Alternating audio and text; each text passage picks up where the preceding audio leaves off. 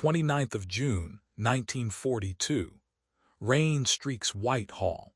Geoffrey Lloyd signs off on a plan to hide fuel under the channel. He is the Minister of Fuel and Power. He looks at a chart of the French coast and the thin blue lines of shipping lanes. An invasion will stall without steady petrol. Tankers are slow, bright on the water and easy to hit. He chooses the other path. A line beneath the sea, feeding a future beachhead that no aircraft can see. He writes the code name, PLUTO, and breaks the work into pieces. One shop will roll pipe, another will coat it, trawlers will tow cable that looks like gear, and few will know the whole. If it fails, trucks in France will stop and the advance will freeze. If it works, fuel will move in silence under the surf, and the enemy will never know where to look. 30th of June, 1942. Lamps hum in a shuttered room. Geoffrey Lloyd traces a pencil along columns of figures. He is the Minister of Fuel and Power.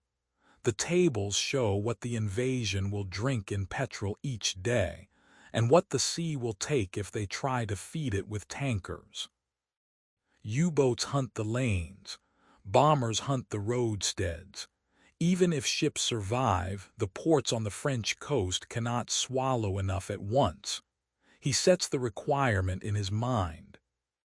Continuous fuel, quiet delivery, no target on the surface, and no halt once it starts. He calls a small circle to a secure office. Men from the Admiralty Fuel Department who know pumps and depots. Engineers from anglo-iranian who know flow and corrosion, and cable makers who know how to put copper and lead on the seabed without breaking it. He tells them what he needs, not how to feel about it. A line under the sea that aircraft cannot see and guns cannot hit, one that can sit on the bottom and feed an army. He authorizes seed funds and orders that the work be named and sealed. The word he already chose, PLUTO, goes onto a short distribution list kept in a locked file. Tasks are to be split. No single shop will hold the whole picture. He wants silence to be part of the design. Two paths go forward at once because one failure cannot stop the timetable. He keeps a flexible design alive. A lead-sheathed hose built like a telegraph cable, known to the makers as HAIS. It can be coiled and paid out, and the cable firms already shape such things to survive waves and seabed grit. He pushes a rigid line as well, steel pipe with screwed and welded joints, the HAMEL approach, suited for shorter crossings and high pressure. The two types will answer different spans, and their weaknesses do not match.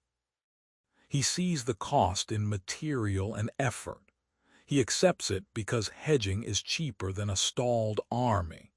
Field water will not stay still and polite. He orders trials in the Bristol Channel because its tides and currents mimic the channel crossings they will need to make. Test links must go down, carry flow, and come up in working shape. They must be cut and relayed again and again to see what a repair would look like in bad weather, with cold hands and a clock running. The first days are blunt. A loop kinks on the roller and fails. A joint bursts under surge. Pressure gauges show spikes they did not see in the shop. He does not blame the sea. He listens to the notes and turns them into orders. More armor goes on as a result. Not for show, but to hold shape and resist stone and tide. Lead sheaths grow thicker. Steel strips for the rigid line are changed, and the couplings are redesigned to spread load and seal under shock. Rationing bites in every request. He uses his minister's weight to move lead and steel to the front of the queue. Firms are told their schedules now belong to the invasion, not to peacetime contracts. He signs papers that turn a stack of ingots and a train of coils into length on a drum, and he accepts the arguments that come from other ministries, because he can count the gallons and the time left before the beaches open. He refuses to set success by laboratory charts. He writes the measure plainly. By the summer of 1944, the line must deliver fuel in gallons per day, not in pretty pressure curves. He wants a number that a divisional transport officer can work with, not a scientist. The teams begin to frame their work around that single figure, and he feels the timer start. Every test section must be proven by flow, by hour, and by recovery after a cut. He orders that a recovered section must go back down and take load, to prove that a field repair will hold. The notes on his desk shift from what the pipes are to what they do. Secrecy becomes another layer of metal around the core. He restricts written circulation. Site names become letters and numbers on maps. Routes are not drawn in full except in one folder that only a handful will see. He learns to speak in codes even in his own office. Orders for lead, strip steel, drums, and armoring wire go out under normal-sounding headings and are spread across different firms so that no single ledger shows a pattern. Cable works in different towns receive pieces of business that look like routine maintenance. He thinks about German economists and agents reading trade papers and tallying tonnages, and he plans so they will see nothing odd in their sums. People follow patterns even when the papers are clean, so he shapes the work to break those patterns. Each firm gets a slice that fits its normal practice. The Admiralty fuel men handle pumps and meters and depots, and their cover is their real job. Anglo-Iranian keeps to flow and corrosion studies they would run anyway. Only the pipeline sizes are larger and the deadlines sharper. The cable makers ask for and receive old telegraph reels and spinning gear, and none of them is told where the final line will land. Repair drills are written to mimic cable ship routine and fishing trawler winch work, so the act of laying and lifting will look like ordinary business when it happens on open water. He reads the failure reports and approves changes without waiting for perfect comfort. A burst joint becomes a redesigned coupling with locking rings. A kink at a certain radius leads to a bigger drum and revised rollers. A pressure drop across a test length leads to a higher pump rating and a check on pipe bore tolerances. Each fix costs materials he must fight to get. Each fix buys a little more certainty that the sea will not take back what he lays on its floor. He tests his own patience against the clock he set, and he lets the fuel number drive every argument he has with reluctant suppliers. By the time the trials run without drama for a full tide, he can see the outline of a real thing, not just a plan. It is a simple promise hidden in many moving parts, a quiet line on the seabed that keeps feeding men and machines no matter what happens above it. He knows that if a patrol plane cannot see it, a pilot cannot bomb it, and a U-boat will find no hull to torpedo. He also knows that a leak can be a disaster if he has not forced repair into the design. He signs off on more test cuts and more recoveries, and he marks the next set of drums to be wound. What he builds in secret will, if it holds, change how the invasion moves, and the change will be measured in miles gained each day. He studies the lay rate figures and sees the weak point is time in open water. The longer a ship sits while paying out, the more eyes find it. The cable men bring a sketch, a floating drum taller than a house that turns on its axle and feeds HAIS straight into the sea. They call it a conundrum because it looks absurd. He does not care what it looks like if it cuts hours off each run. He approves the steel frames, the bearings, the towing yokes, and the bridle geometry that will keep the drum from skating in a side swell. He signs for the steel even though every ton will be argued over. A fast lay is a hidden lay. That is the trade. Near shore, lay speed has to meet disguise. He cannot send naval cable ships into the inshore grounds without notice, so he takes trawlers. Requisition papers go out with quiet urgency. The hulls come in looking like work, smelling of fish, and with names painted on their bows that neighbors know. He orders only modest refits. A sheave at the stemhead, an extra winch, chocks on the bulwark. The paint stays, the registry numbers stay, and the deck clutter stays. He has the winch makers crate their gear as net haulers and deliver to small yards, not naval bases. A trawler that looks like a trawler can tend a line to the beach without turning heads. Patterns are the risk he cannot let settle. Fishing grounds have a rhythm. He makes the trawlers follow it by day, steaming and drifting where they would anyway.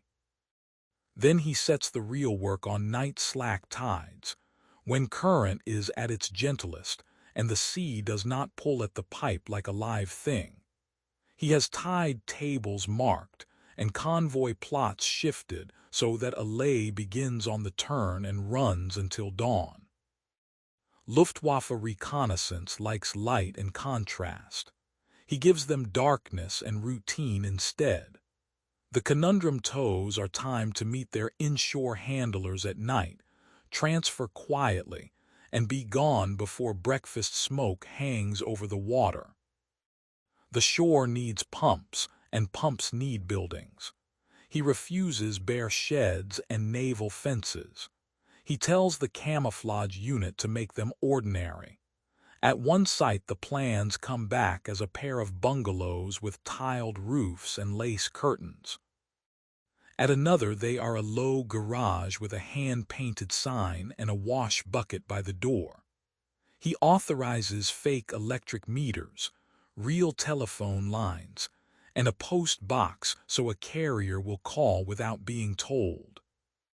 He approves fuel depot numbers on a ledger that read as small commercial allocations, and orders a petrol pump shell for one forecourt to explain the comings and goings. He does not mind the cost of chimneys that do not draw. A house that looks right is a wall around a secret. The seabed is not kind. Reports from early grapnels show snag points where nobody expected them. The ribs of an old barge, chalk ridges that lift and fall like knuckles, trawl doors lost years ago. He orders new soundings and fresh runs with a drag at set intervals along the planned lines. He agrees to build and tow grapnel plows that are part hook, part blade, to cut a corridor ahead of each lay. He has a salvage tug placed on quiet call to lift what they find and move it to a position that matches a gull's path, not a pilot's chart. He is not building a cable. He is clearing a lane through a live field. Redundancy on land must match redundancy at sea. He will not have a single beach tell the story. He asks for 2 shore approaches and signs for trenching and ducks at both Dungeness and the Isle of Wight. The teams bury the exits under shingle, concrete pipes, and grassed-over cuts that lead into sheds with shop fronts. He orders that both sites show normal deliveries. Coal one day, bread the next, a crate of paint after. He walks a shingle ridge and watches men lay a short dummy pipe where a walker might see it. Then they bury it and rake the stones. Any eye that comes back will see nothing twice. Even good masks slip. A photo set arrives from intelligence. The images, taken on a clear day, show more trawlers than should be in one patch of sea. Their arcs and wakes make a blot that is not fishwork. He reads the captions and hears the risk in plain terms. He issues spacing rules that hurt the schedule and accepts the pain. Boats will leave by trickle, not by batch. Rendezvous will stagger by hours, not minutes. He writes that escorts will stand off at horizon distance, not sit like sentries on a gate. The Admiralty wants more hulls nearer, but he refuses because warships mark a spot better than a flare. He accepts a little more marine risk to buy a lot less attention. Information flow must be cut to fit the disguise. He enforces code words aboard all ships used. Only the captains get the whole task by sealed orders. Even then, a second envelope holds the route and opens only when the first work is done. Deck crews receive briefs clipped to the next action. Haul, slack, heave, steam here, wait. The words for danger and abort are trained until they are muscle, not talk. He reads the signals list and removes any hint that would tie a place to a name. He knows that a rumor can be a breach as much as a camera, and he makes ignorance part of safety. He learns the hard edge of handling when a toe hits chop, and a conundrum pays out a sudden loop. The cablemen save it with gloves and luck, but the moment writes itself into his plan. He funds specialized tension control.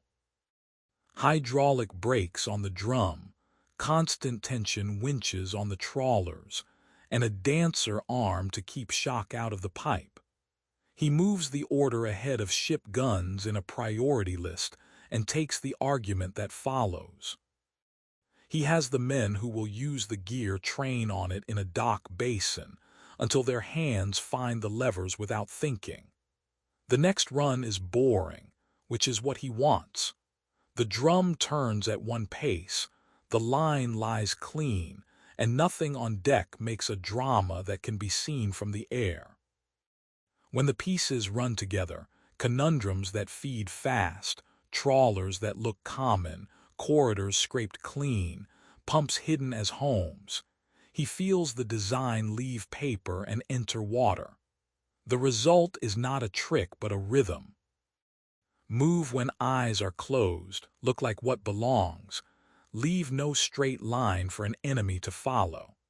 He keeps the escorts small and distant as a rule even when wind and sea make him doubt the choice, because the profile is the point. He carries that risk because the larger risk is a pattern, and a pattern is how you get found. In that quiet space between how it looks and what it is, he sees the fuel moving ahead of men who will need it, and he knows that this is how his office will touch the far shore. He learns that agencies hold tight to their lanes unless you give them a common road. In a cramped room without flags, he seats an Admiralty fuel planner next to a Ministry of Supply scheduler, and a director from a cable works whose name never appears on naval memos. He makes the point by action, not speech. He lays a single chart showing pump sites, ship dates, and factory output as one chain. When an argument starts over whose priority should rule, he writes the word invasion at the top and rules that the fastest path wins, no matter which badge moves. He authorizes a joint ledger of materials and a standing liaison who can cut through peacetime rules within hours. The result is that orders go where metal and men are ready, and pride yields because the measure is gallons moved, not names on forms. Lead becomes the choke point he cannot ignore. HAIS needs it in miles, not coils, and other programs want the same. He takes a projection of tanker losses and port damage into a war cabinet session and lays out the arithmetic that matters. Every ship sunk is days lost on the far shore. Every bombed key has throughput when it is needed whole. He shows how an undersea line reduces both risks at once because it removes a target and removes the need to land every gallon by ship. The numbers are cold and they carry weight. He wins a formal priority for lead allotments over less urgent draws and accepts the resentment that follows. To hold the gain, he sets monthly reviews that tie each new request to delivery milestones, so the decision stays defended by progress, not by his rank. Fuel inland will not walk to the coast by itself. He brings in railway controllers one at a time and binds them by need to know. They see only that certain sidings must be fed at night, empty by dawn, and quiet about it. He pairs them with members of the inland pipeline boards who already move product across counties.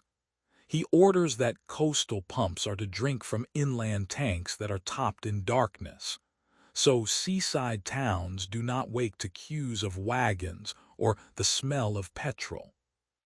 Manifests read like ordinary traffic, timber, telegraph reels, machinery, but the timetables shift to the small hours. He authorizes a buffer of storage inland so that a missed train does not starve a pump, and he notes that a slow, steady trickle draws less comment than a showy surge. Factories need hands that stay, and hands stay when they can feed their homes. He cannot publish a call for secrecy without lighting the subject, so he uses cover that fits the shop floor. Workers are told they are making telecommunication cable and handling oils for insulation. Both answers fit what they touch and smell. He authorizes bonuses, but he does not let them appear as a single scheme. Payments come as safe work allowances, piece rate uplifts, and retention supplements, each tied to a different ledger and time period. No poster goes up. Supervisors hand out envelopes and speak only to their own line. When a rumor reaches him that 1 Yard's men are asking why the next town earns more, he approves a small, equalizing uplift spread over weeks, not a lump that would make a headline. The goal is simple. Keep skills in place without leaving a trail of talk. Secrecy frays at the edges where men gather after work. He places a small counterintelligence watch near docks and in the pubs that serve the laying bases, not with uniforms but with dock police and plainclothes officers who already know the faces. Reports show a pattern of questions at one bar where a barman asks after unusual trawler gear. He judges that an arrest would splash and make more noise than the man is worth.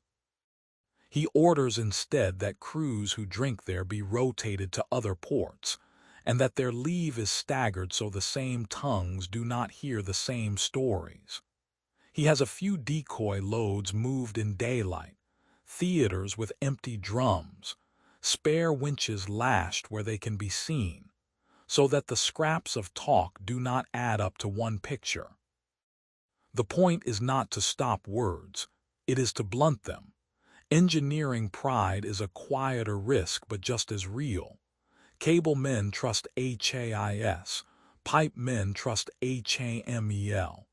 Each camp argues from what it knows and treats the other as a mistake. He listens, compares failure modes to seabed maps, and makes a rule that removes the fight from the room. Distance and ground decide, not preference. Long, clean reaches take HAIS. Short, rough corridors and harbors take HAMEL. He keeps both production lines hot even when capacity looks thin, because shutting one would save today and break tomorrow if the seabed surprises them. He issues tasking that ties each factory to a stretch of coast and a set of dates, and he signs the orders himself so no subcommittee can unmake the balance when he is not in the room. A test length parts under strain in the Bristol Channel and writes a new lesson in steel and salt. He goes to the site, not for show, but to see the break with his own eyes. The pipe did not fail in its wall. It was mishandled at the changeover. A gantry flexed, a roller bit, a wave added a snap. He funds stronger handling frames and constant height supports so the line does not see a corner under load. He tells the chief to write a new training plan that includes failure drills, not just happy path runs. The delay should cost days. He finds the days by pulling forward inland trenching and depot wiring while the sea teams retrain. The schedule holds because it is a net, not a line. Odd buildings by the coast invite questions. He instructs civil authorities to issue bland planning permissions for small sheds and tanks under the heading of civil defense stores and emergency water points. The forms look ordinary and carry the right stamps. The answers prepared for curious counselors talk about sandbags, hoses, and training spaces. When a council clerk asks for a site visit, he makes sure the rooms look dull. Shelves, drums with harmless labels, a nailed board with a rota. He keeps a set of talking points on his desk that any official can use without lying, because the less invention, the fewer slips. He signs shipping paperwork in the same plain key. Loads move between ports under headings that fit: rubber-covered cable, wire rope, pumping plant spares, dock maintenance equipment. No single stream screams its purpose. Each piece looks like a part of a country at war. He holds the circle of full knowledge as tight as his hand will close. A handful of engineers, 2 naval officers, and 2 ministers see the whole. Everyone else touches only their piece, and even then only when the next action is due. He writes separate letters that cannot be read together and keeps the full route in one folder that does not leave a safe. He knows the risk that lives in such a narrow throat. If he falls ill or is hit, the chain could stall. He names a deputy in a sealed envelope and files it with the cabinet secretary. Then he turns back to the rhythm he has built: lead to works, pipe to drums, night to tide, cruise to silence, and measures success not by applause but by the quiet movement of freight that leaves no story behind. On 6th of June, 1944, he reads the first invasion reports with a pencil in his hand. He is the Minister of Fuel and Power. His chart shows the beachheads growing, but his lines at sea do not yet reach a working port. He holds to the plan he set months before. No rush runs into half-secured waters. No dramatic lay in daylight to answer headlines.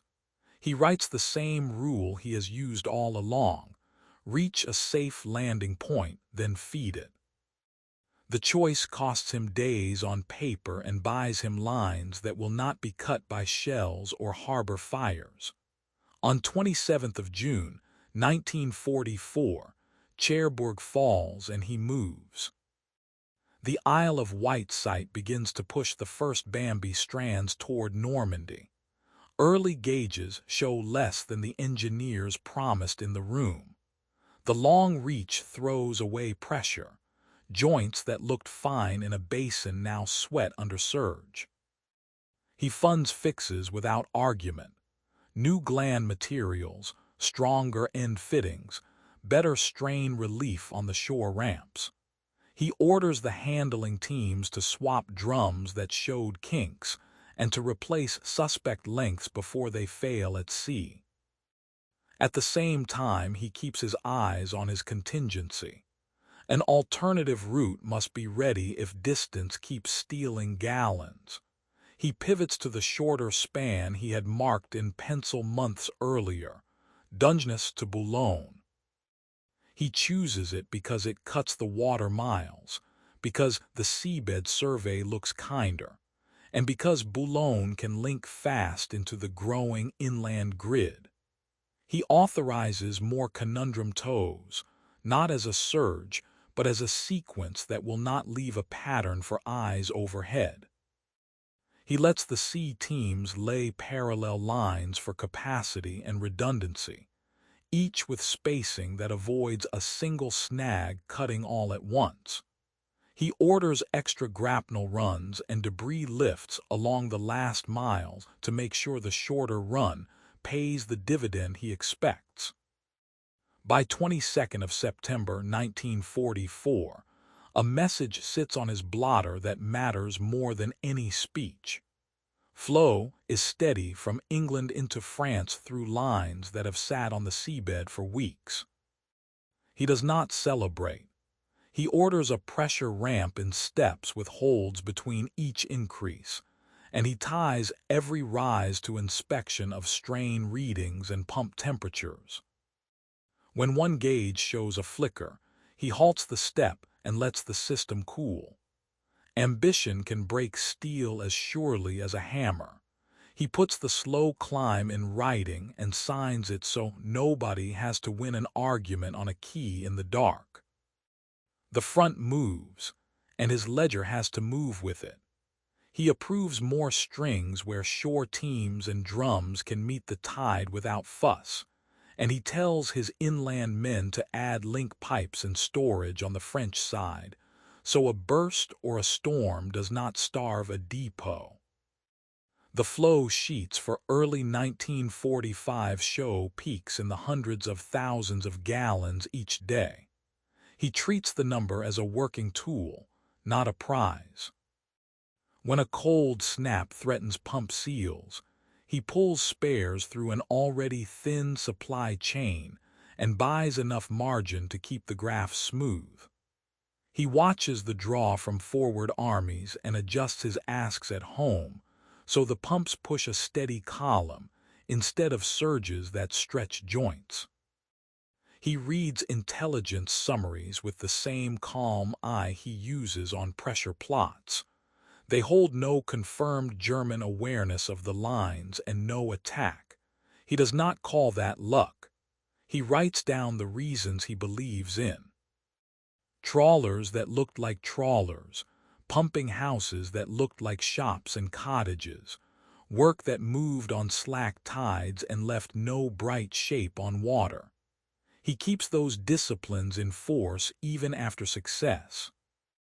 When a staff officer suggests public praise to boost factory morale, he refuses it in writing and points to the calendar. The war is not over, and habits once dropped are hard to lift again. One night, a pressure dip on a Boulogne leg suggests damage. He authorizes a quiet lift-hand repair from a small craft with the right gear and no naval paint. By dawn, the trace is back to normal. He files the note under proof that the rhythm holds.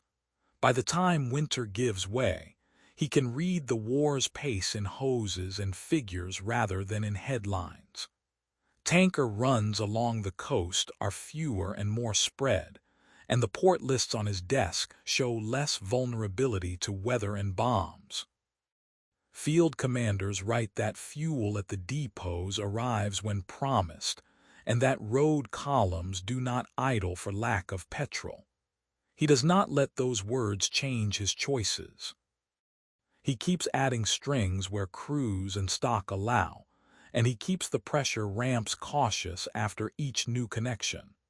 What looks like volume is, in his view, still a chain of risks kept short by routine. On 8th of May, 1945, the day of victory, the official total he has chased for 3 years arrives in a single line. Roughly 170 million imperial gallons delivered under the sea by the end of fighting in Europe. He sees it not as a boast, but as a ledger entry against losses not taken.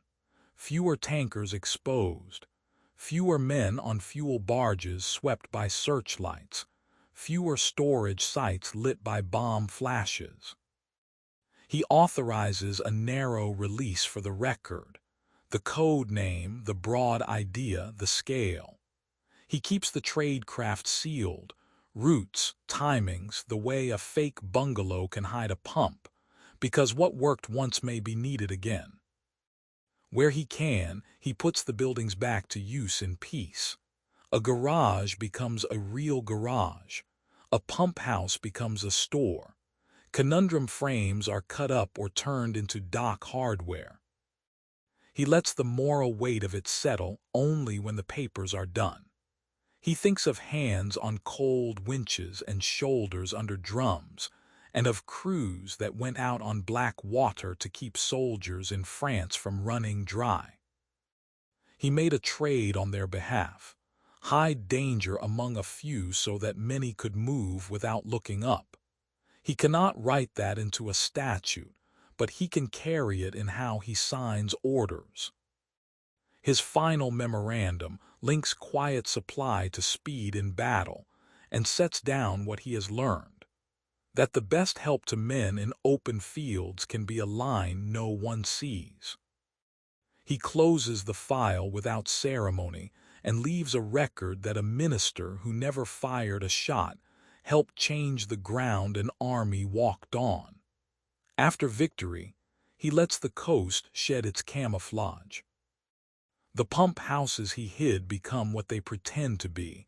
Conundrum frames are cut up, odd fittings come up, and small pieces stay buried under shingle. He carries the result as proof that quiet logistics can change a war and spare lives at the front. He writes his own lessons in plain words. Hedge designs, keep circles tight, disguise in plain sight, measure by outcome. In his mind, the same habits can guide peace as well. Whitehall is dry now, and he holds to a final image. A calm shoreline and an unseen current, the choice he made still moving beyond sight.